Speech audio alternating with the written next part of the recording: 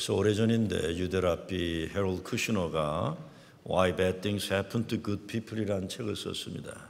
왜 좋은 사람들에게도 나쁜 일이 일어나는가라는 문제를 다룬 책이죠. 근데 그와 마찬가지로 질문을 던질 수밖에 없는 것은 왜 나쁜 사람들에게도 좋은 일은 일어나는가라는 문제입니다. 나쁜 일들이 좋은 사람에게 일어나는 것도 받아들이기 어려운 것이지만 좋은 일들이 나쁜 사람에게 일어나는 것도 마찬가지로 받아들이기 어려운 사건입니다. 근데 다니엘서와 같은 구약 말씀을 읽다 보면 인과 응보의 인생 원칙을 많이 말합니다. 사람들은 다 자기가 뿌린 씨앗을 먹는다는 겁니다. 정말 그런 건가요? 오래전에 제가 어느 장로님 미숙 88세 감사 예배를 인도한 적이 있습니다. 그 장로님은 자기 실수가 거의 없으시다고 생각하는 분이세요. 그래서 교과서 자기가 항상 모범생이라고 생각하세요. 그래서 그 장로님은 교회 회의가 되면 항상 지적하는 말을 많이 했어요. 천하에 자기만 잘못이 없는 것처럼 해서 젊은 사람들이 굉장히 불편해하는 장로님이세요. 그렇다고 뭐 문제가 있는 분은 아니세요. 법도 잘 지키시고 모범생이세요. 그런데 그 장로님이 인사 시간에 제가 장로님이 이제 인사하시라고 그랬더니 이렇게 말씀하세요. 하나님이 나를 크게 축복하셔서 장수와 건강의 축복을 주셨고 우리 아이들 가운데 이혼한 아이가 하나도 없고 육체나 정신적으로 장애 있는 아이들도 하나도 없고 사업 망해서 파산한 적도 없고 줄줄이 집안 자랑을 늘어놓는데 저는 그때 목사로서 그 자리에 있는 분들에게 진짜 죄송하고 민망했어요. 부끄럽더라고요. 부끄러워요. 교회 장로라는 분이 어찌 그리 다른 사람들 삶의 어려움과 아픔에 대해 무심하고 무지하고 무자비할 수 있을까? 참 놀랐어요. 그 장로님이 그날 인사말을 들어보면 자기가 신앙생활 잘했기 때문에 하나님이 자기 가정 자손들은 복받았다는 것인데 자기 복받았다는 자랑하는 말이 결국은 인생 아픔과 어려움을 살아가는 사람들 가슴에 못을 박는 정죄하는 잔인한 말이라는 것 전혀 개의치 않는 거예요. 야, 진짜 해도 너무한다 저분. 정말 저분 너무하신다. 우리 가운데 이런 사람들이 정도 차이일 뿐이지 얼마나 많습니까? 자기는 하나님 축복해서 이렇게 잘하고 있고 다른 사람들 어려움과 아픔은 잘못해서 그런 거라고 그렇게 생각하면서 함부로 말하는 사람들이 얼마나 많은지 몰라요. 물론 좋다 나쁘다는 말의 표현은 한계가 있습니다. 그래서 이스라엘 랍비들의 가르침에 보면 이렇게 말합니다. 인생에 일어나는 것을 나쁘다고 말하지 말라. 너무 힘들면 쓰다고 말하라 이렇게 얘기해요. Do not say life is bad. Rather say life is bitter. 참 쓰다 이렇게 얘기하는 건 괜찮다 이렇게 얘기하는 거예요. 좋다 나쁘다는 걸 우리 인간의 경험 평가일 뿐입니다. 하나님 섭리와 은혜 안에서 보면 좋다 나쁘다고 인생 평가하는 거 성급할 때가 많아요. 쓰다고는 말할 수 있다. 쓴 것이 약이 되기도 하니까요. 단 것이 독이 되기도 하는 거예요. 성경을 잘 읽다 보면 특별히 신약에서 예수님 말씀 잘 새겨 듣다 보면 인간에게 일어나는 일들이 모두 인간이 만들어 나가는 업적도 아니고 업보도 아니라는 걸 우리는 깨닫게 됩니다. 우리 인생에 일어나는 모든 것을 하나님 은혜로 무엇보다 십자가 보혈의 은혜로 깨달아지고 믿어지는 세계를 우리가 경험할 때가 있어요. 하나님 은혜구나. 그 사도 바울은 하나님이 택하신 하나님을 사랑하는 믿음의 사람들에게는 모든 것이 마지막에 합력하여 선을 이루게 하신다고 증거합니다. 어떻게 선을 이루시는지는 살아가면서 깨달아야 하고 체험될 뿐입니다. 지금 이해 안 되는 게 얼마나 많아요. 오늘 다니엘서 말씀에 나오는 바벨론 제국의 벨사살 왕 아주 나쁜 왕이에요. 근데 이 인간이 파티를 크게 열고는 유대 성전에서 훔쳐온 예배 드릴 때 쓰는 그릇들을 가져다 술을 먹자.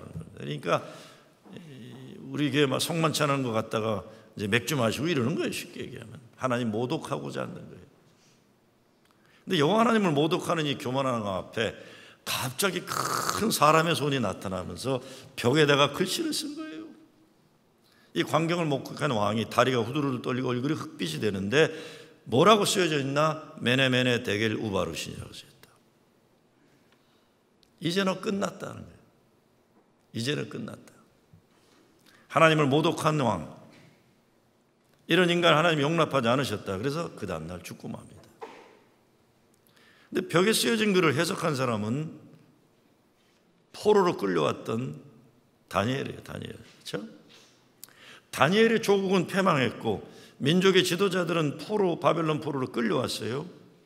다니엘이 젊은 시절에 왕의 꿈을 해석하고 총리 대신이 되었다. 이제 은퇴한 후인데 이 다시 은퇴한 후에 다시 등장해서 바벨론 제국에 임한 하나님 심판을 선포하는 거예요. 결국 발세살 왕은 죽고 또다시 그 나라의 총리 대신으로 다니엘은 쓰임받는다. 다니엘이 설명하는 말이 뭡니까? 벨사살 왕의 할아버지가 하나님을 몰라 잘못하다가 하나님께 혼나고 나중에 정신 차렸는데 너는 교만해가지고 하나님을 욕되게 하고 예배에 쓰는 그릇을 술잔으로 사용하고 했으니 내 인생 끝장나도록 하나님이 결정하셨다 예언하는 겁니다. 그리고 다음날 발세살 왕의 인생은 정말 끝장이 났습니다. 우리는 인생 우리 생각과 경험의 틀에 꼭 들어맞지 않는 일들 많이 일어납니다. 인생에 일어나는 일들 흑백 논리로 다 설명되지 않습니다. 하나님의 뜻을 이해하기 위해서 우리는 기다려야 할 때가 얼마나 많은지 몰라요. 그러나 성경에서 분명하게 제시하는 것은 하나님의 역사하시는 섭리의 역사가 있다는 거예요. 분명한 것은 의인은 믿음으로 말미암아 살아야 한다는 것이고 말씀에 순종할 때 하나님 형통함이 있다는 걸 믿고 살아가는 겁니다. 오늘 다니엘은 어떻게 살아야 하나님 축복 인생 사는지 말하고 있습니다. 비록 포로로 노예와 같은 끌려온 인생이지만 하나님 말씀에 순종해서 살다 보니 다니엘의 세 친구들이 그 나라 사람들이 죽여버리려고 화롯불에 풀무에 들어갔는데 살아나잖아요. 그리고 다니엘은 국무총리가 되고 세 친구들은 그 나라 장관들이 되는 거예요. 여러분 우리 인생에도 하나님이 벽에다가 글을 쓰실 때가 있습니다. 하나님이 우리 집 벽에 쓰시는 글씨를 소홀히 하면 안 되는 거예요. 여러분 집안 벽에는 어떤 글씨가 쓰여져 있나요? 다니엘이 말하는 것은 교만한 나라, 교만한 임금, 세상 것들 가지고 자랑하고 하나님 모욕하는 인간들 하나님이 그냥 놔두지 않으신다는 겁니다. 반면에 어떤 환경이 있어도 끝까지 하나님 말씀에 순종하고 하나님 뜻에 따라 살면 자기도 살고 나라도 살리는 일에 쓰임받는다는 겁니다. 목회하다 보면 사업 망하는 사람 많이 봅니다. 가정 망가지는 사람은 참 많아요. 그런데 그래서 인생 좌절하고 교회 생활 포기하는 사람도 있어요. 그런데 불구하고 변함없이 믿음 생활하고 더욱 열심히 하나님의 일을 위해 헌신하는 분들이 있습니다. 저는 확신하기를 그런 믿음의 사람들 하나님이 반드시 축복하십니다. 지금 세대에 그거 혹시 보지 못할 경우가 있더라도 하나님의 그 후손들, 자녀들 그냥 놔두지 않으시고 분명히 축복하실 겁니다. 그런가 하면 수단 방법 가리지 않고 나쁜 짓 하고 교만하게 사는데도 잘 산다고 좋아하는 분들 정신 차려야 합니다. 그런 사람들 집안이나 사업체 벽에 벨사살 왕이 보았던 메네 데겔 우바르신 글이 쓰여질 수 있어요. 회개해야 됩니다. 어느 목사가 미국 목사가 쓴 글에 보니까 인생의 결과는 대학 다닐 때가 아니라 대학 졸업하고 한 30년 지나 동창회 모일 때 판가름 난다라는 글이 있어요. 이 대학 다닐 때 폼 잡고 못 부리고 헛된 것에 빠져서 공부 안 하고 그러던 애들 졸업하고 20-30년 후 동창회 모임에 떳떳하게 나오는 애들 거의 없다고 그래요. 한국은 뭐냐 미국에 얘기하는 거예요. 그런데 못나 보이고 모자라 보여도 공부 열심히 하고 신앙생활 잘하던 친구들 보면 세월이 지날수록 동창회 와서 당당하게 웃고 친구들 만난다 그럽니다. 물론 그렇지 않은 경우는 있죠. 그러나 상식과 순리와 원칙을 무시하지는 말아야 돼요. 제 경험적으로 보면요, 제가 시카고에서 고등학교 때 자랐는데 저와 같이 고등학교, 대학교 자라났던 친구들 이야기 들어보면 그게 좀 분명히 나타나는 게 있어요. 우리가 학교 다닐 때 보면 특별히 의과대학 다니는 애들이 어벙하고 바보 같았어요. 얘들은 공부가 힘드니까 잠도 제대로 못하지, 머리는 그냥 이렇게 엉망을 하고 다니지, 파티에 오는 일도 거의 없지. 그러니까 좀 바보 같았어요, 의대생들이요. 거기다가 뭐 인턴하고 이래보세요. 완전히 쟤들은 모습인가 할 정도로 그냥 인생 왜 저러고 사나 하잖아요. 그런데 저와 같이 고등학교 대학 다녔던 친구들이 얘기를 하는데 들어보니까 한 15, 16년 전만 해도 그냥 열심히 친구들끼리 이 집 가서 놀고 저 집 가서 놀았는데 한 10년 전부터 안 하기로 했대요. 그래서 왜 안 하냐 그랬더니 이게 문제가 생기는 게 의사들 중에도 뭐 안과 의사라든가 뭐 심장 수술하는 애들 보면 돈을 잘 벌더라고요. 근데 걔네들 집에 갔다 오면 돌아오는 길에 꼭 부부싸움이 난대요. 남편이 운전하고 있으면 와이프가 자꾸 쳐다본대요. 넌 뭐 했냐 하는 식으로 이렇게 쳐다봐요. 그러면 남편은 너 아직도 그 새끼 좋아해? 이러고 이제 싸우는 거예요.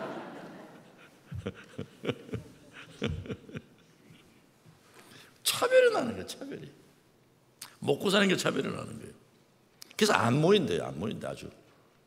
여러분, 제가 의사들은 대부분 대학 다닐 때 인기 없고 바보였다 이게 얘기하는 거 아닌지 아시죠? 또 의사들 돈 많이 버니 인생에 뭐 성공했다 높이려는 것도 아니에요. 세상 성공과 실패라는 거 좋은 집에 살고 돈 많이 버니까 그렇다는 그 얘기하는 거 아니에요. 그렇죠? 제가 얘기하고 싶은 건 예보다 원칙이 있어야 인생 행복하다는 걸 말씀드리는 거예요. 지금이라도 하나님 축복의 원칙 그대로 살아보자는 겁니다. 다니엘이 보여준 축복의 원칙이 뭡니까? 제일 먼저는 하나님 원칙으로 훈련된 삶이에요. 그러니까 포로로 끌려갔어도 당당하게 사는 거 아니에요? 두 번째, 하나님 중심의 삶의 헌신이에요. 세 번째는 하나님 약속 붙잡고 믿는 꿈, 비전, 환상이에요. 그래서 하나님이 패망한 민족의 노예로 끌려온 그를 당시 최고 제국의 총리 대신으로 왕의 대를 이으며 지내도록 했던 겁니다. 오늘 우리의 말씀 가운데 어떤 경고를 듣게 됩니까? 첫째, 교만의 역사를 이제 끝내야 돼요. 교만하지 말아야 돼요. 오늘 벨사살 왕이 잔치를 벌이는 역사적 상황은 주전 539년 바벨론 최후의 날입니다. 이미 페르시아 제국, 다리오 군대가 바벨론 성을 포위하고 있는 거예요. 이미 적군이 포위 상황 속인데 이 벨사살 왕이 그 나라 최고 지도자들 모아놓고 술 파티를 벌이는 거예요. 적군이 쳐들어오면 전쟁 준비를 해야지 왜 잔치를 벌입니까? 교만입니다. 무엇보다 자기의 왕국은 절대로 망하지 않는다는 벨사살의 자존심 때문이고 자기 나라를 수호하는 우상신들을 너무 확신에 믿었던 거예요.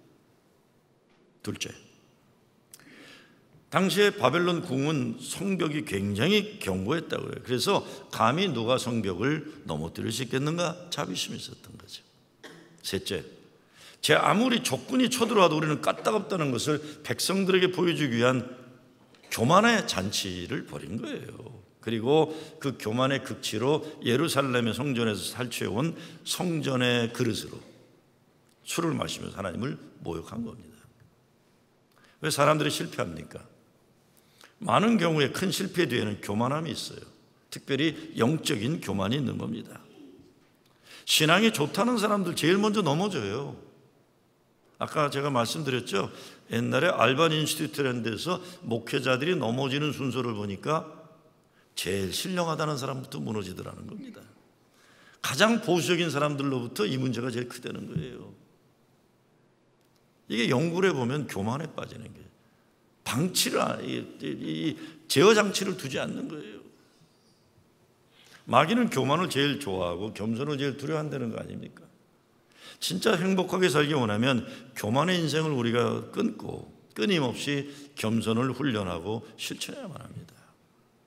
둘째, 하나님이 우리도 저울에 다실 때가 있다는 걸 명심해야 됩니다. 저와 여러분도 저울에 다셔요. 여호와 하나님께서 우리의 생명을 쥐고 계시며 언젠가 우리 인생 마지막 저울 지신 때가 올 것입니다. 우리 모두의 삶은 하나님의 손 안에 있어요.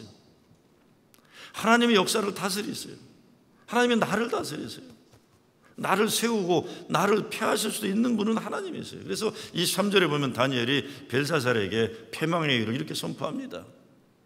왕의 호흡을 주장하시고 왕의 모든 길을 작정하신 하나님께는 영광을 돌리지 아니한지라. 사울왕도 여기에 넘어가는 거 아니에요. 이 자기의 권력의 절대 권력을 착각하는 사람들이 이게 다 무너지는 겁니다. 누가 나의 호흡을 주장합니까? 이 순간 호흡이 끊어지면 모든 거 끝장이에요. 심장의 고동소리 들어보세요. 내가 살아있다는 사실을 확인해 보세요. 우리는 내 호흡을 주장하신 하나님 때문에 생명이 연장될 뿐인 것이. 어제도 우리 친구 목사님 아버님 장례 제가 갔다가 제 테이블에 이제 80 되시는 어른들 계신데 60 중반에 우리 친구가 아이 목사님 목사님 조심하세요 그랬더니 야 먼저 가고 낮은 거 니네들이 어떻게 확신하냐 이놈들아 그러신대. 그러고 보니까 내 친구들도 지난 몇 년 사이에 떠난 친구들이거든요. 이건 오직 하나님이 주장하시는 거지 우리가 자랑할 거 아무것도 없는 거예요. 나이도 아니고 건강도 아니에요. 다니엘은 벨사살이 하나님께 영광을 돌리지 아니한 것 죄라고 지적해요. 여기서 우리는 그리스도의 삶의 진정한 목적이에요. 그는 하나님께서 나로 호흡하게 하시고 살아 움직이게 하시며 나로 인생의 작정된 길을 걷게 하시는 목적은 하나님 기쁨과 영광을 위해서요. 믿음은 삶의 중심에 나를 놓느냐 아니면 하나님 놓느냐 끊임없는 싸움입니다. 우리의 본능적인 부패성은 자꾸만 자기 자신을 삶의 중심에 두고 싶어요. 이거 진짜 딴 데 가서 얘기하면 진짜 창피한 일인데 제가 장례식에 갔잖아요. 장례식에 갔는데 내 눈에 제일 먼저 찾는 게 뭔지 아세요? 조화가 왔는데 내가 보는 조회 어딨나 이거 찾고 있는 거예요. 내가 보는 조회는 두 개더라고. 이제는요 풀어진 제일교만이 아니에요. 이제는 담비TV 이사장이니까 거기 조화가 제일 두 개가 좀 붙어요. 참 신기한 게 장례가 끝나고 사람들이 인사하는 게 조화 얘기하는 게 두 개 보냈다고 그러잖아요. 나도 이상한 인간이고 아니 무슨 말인지 아시겠죠? 아니 선배 아버님 그 선배 어르신 돌아가신 장례식에 가서 내가 보낸 조화 어딨냐 너도 미친놈이구나 생각이 들더라고요. 이게 우리 정신 차리지 않으면요 정신 차리지 않으면 여러분 제가 제정신 박힌 목사 중에 하나예요. 그렇죠? 그런데도 그렇게 한심하더라고요.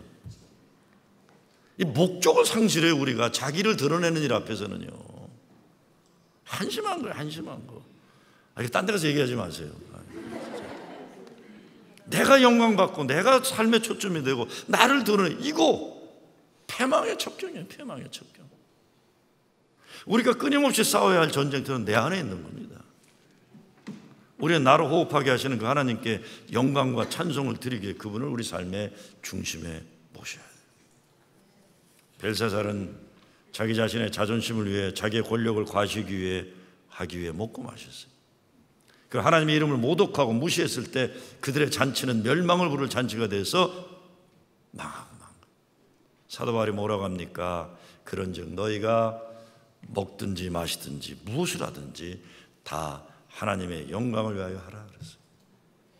하나님을 위해서 먹고 마시고 하나님을 위해서 사업도 하고 하나님을 위해서 목회도 하고 하나님의 일을 위해서 아이들도 키우고 근데 그 거룩한 목적으로 창조되고 택함받은 우리들이 하나님 망각하고 무시하고 나를 위해서 먹고 마시고 욕심낼 때 심판이 임한다는 마지막 잔치 메네메네 데겔 우바르시니. 벨사상의 조상 느부갓네살 교만했어요. 잔인했어요. 우상 숭배자였어요.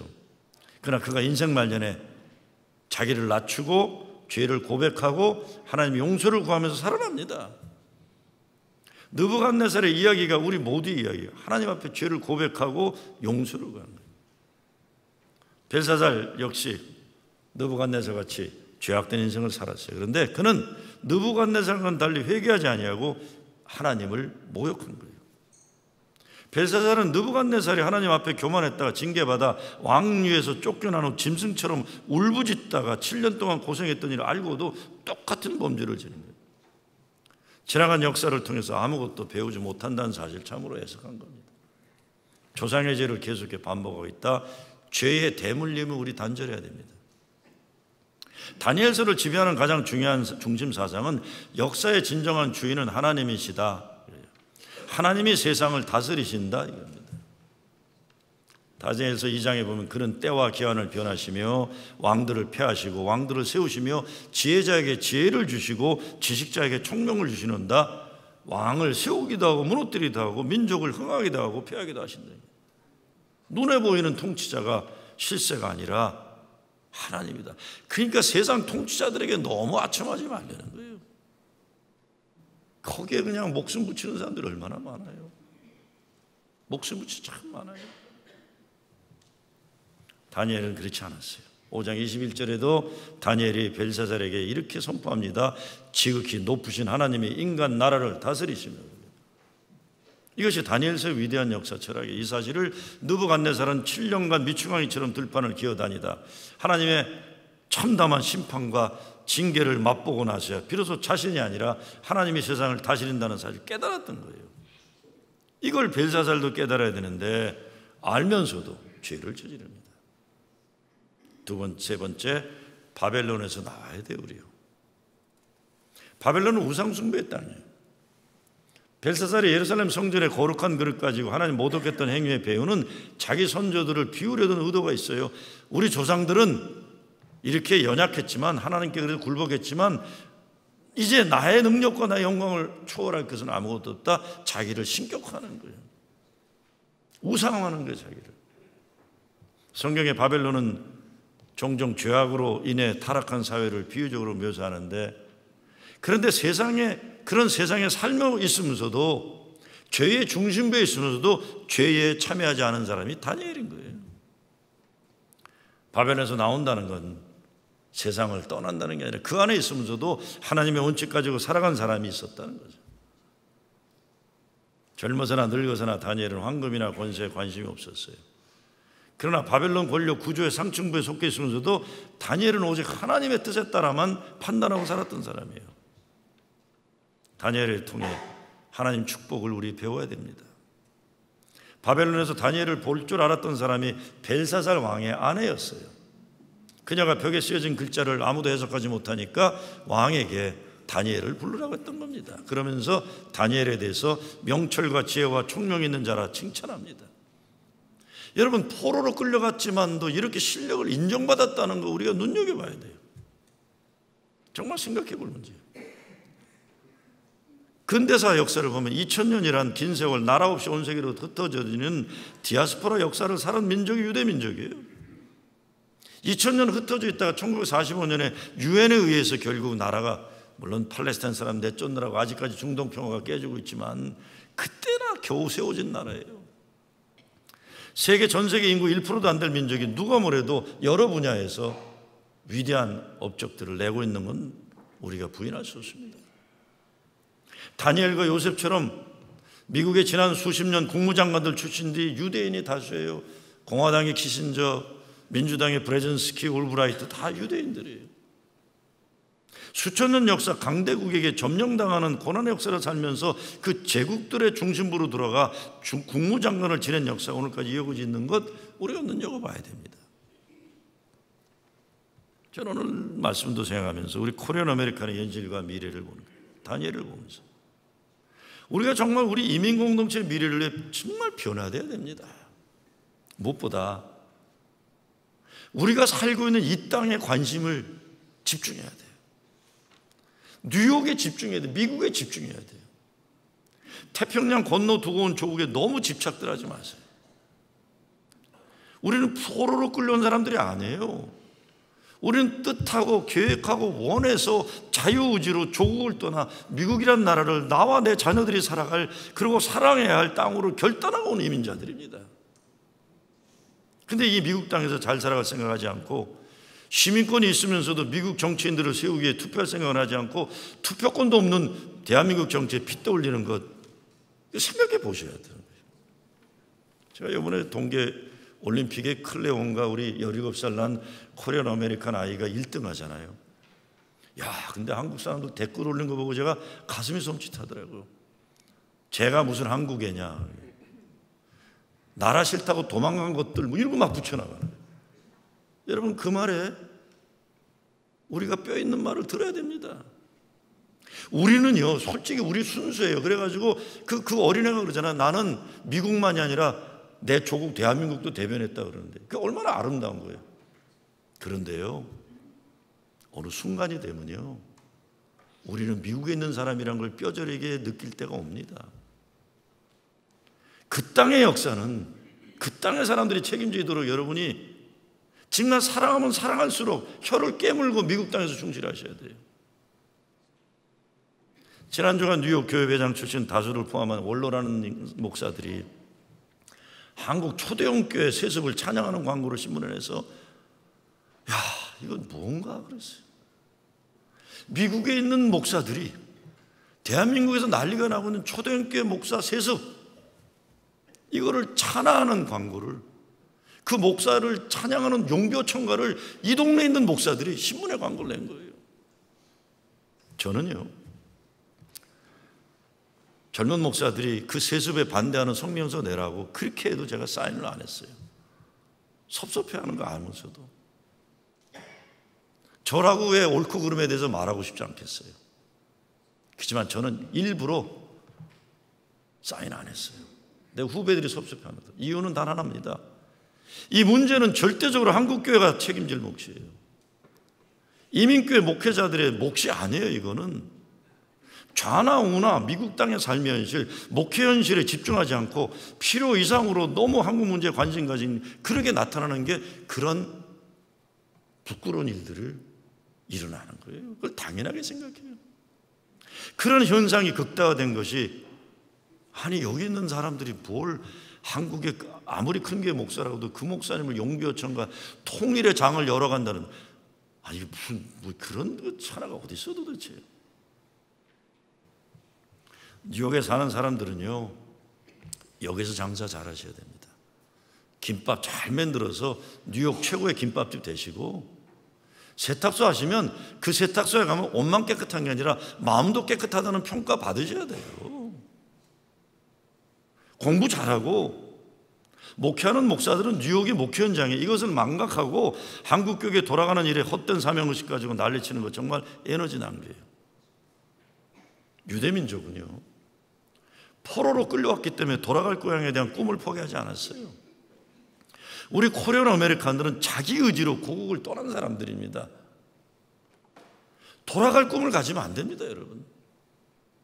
여기 미국에서 우리 최고 최선 다해 잘해서 자랑스러운 코리안 아메리칸 되어야 지금 미국 유대인들이 자기들의 조국 이스라엘 위해서 기여하는 10분의 1이라도 우리 감당할 수 있어요. 워싱턴 국회를 움직일 생각을 해야 하는데 한국 국회에 너무 관심이 많아요. 뉴욕 시의회와 주의회를 움직여야 장사 잘할 수 있고 한인 공동체가 무시당하지 않고 권익 신장을 이룰 텐데 전혀 자기들 생활과 무관한 한국 뉴스에 집착해요. 정말 이래서는 안 됩니다. 한국에 있는 사람들이 보면요, 이런 미국 동포들 웃기는 사람들이 아닌가, 한심한 사람들 아닌가 볼 겁니다. 미국에 살면서도 미국 사회에 아무 영향력도 없는 사람들이라면 정말 우리 조국이 우리의 도움이 필요할 때 아무 쓸데없는 존재들이 되고 말 거예요. 정말 두고 온 조국을 사랑할수록 혀를 깨물고서라도 미국 여기 삶에 집중하고 잘해야 돼요. 그래서 데모하시려면 워싱턴 가서 한반도 평화를 위해 데모하셔야 돼요. 7월에 좀 계획하고 있어요. 저는요. 7월에 정말 미국만이 아니라 7월에 한번 크게 하자 그랬어요. 4월에도 하자 그래서 4월은 그냥 하지 말자 그랬어요. 미국의 국회를 움직여야 되는데 우리는 뭐 맨날 김아무개 뭐 자유 무슨 당 뭐 무슨 당, 이 당이건 저 당이건, 여러분 투표 안 할 거면 관계하지 마시기 바랍니다. 제발. 투표권 있으세요? 뭐 이렇게 말하세요? 오히려 우리도 우리 2세들 가운데 다니엘과 요셉처럼 국무장관도 내고 대통령 만드는 날을 소망해야 돼요. 그래야 함부로 우리가 잘해야 우리 코리아를 무시 못하는 거예요. 우리 이민 공동체가 다니엘을 통해 배울 게 많아요. 포로의 삶 가운데도 하나님 축복의 원칙을 지켰던 다니엘이 있었다면 우리 이민교회에서도 그 원칙으로 먼저 어른들이 살고 자녀들을 그렇게 훈련시킬 수 있어야 돼요. 그 훈련시킬 수 있어야 돼요. 여러분 정말 생각해 보세요. 제가 이 설날에 노던 블루바디에 퍼레이드를 하는데 중국인들이 그 중국 국기를 들고 새빨겠다고 그러더라고요. 가슴이 섬찟하더라고요. 내가 중국 커뮤니티 리더들이라면 나는 중국 국기 갖고 나와서 그렇게 안 할 거라고 봐요. 저는요, 미국 성적이 드세요. 차라리 미국 성적이 드세요. 여러분, 중국과 미국이 좀 적대관계 난리인데 지금 여기서 막 중국이 내족이라고 외치는 게 무슨 의미인가 생각해 보세요. 그게 애국입니까 정말? 애국이에요? 여러분, 태극기 맨날 드시는 분들 그게 애국입니까 미국에서? 여기에서 우리 2세들을 미국에 이끄는 사람들로 만들어가야 그게 애국이에요. 그게 애국이에요. 아무도 동의 안 하시지만 저는 그렇게 생각해요. 진짜 어디 살고 있는지 판단을 못하는 것 같아요. 우리 교인들 중에도 보면, 아니 미국 뉴욕 플러싱에 사는 분들이 왜 태극기 들고 한국 가서 광장 그게 무슨 광장이에요? 광화문에서 휘두르고, 아니 거기서 성조기를 흔들더라고요. 우리 교인들 중에 보니까. 아니 대한민국 가서 왜 성조기를 흔드십니까? 권사님들.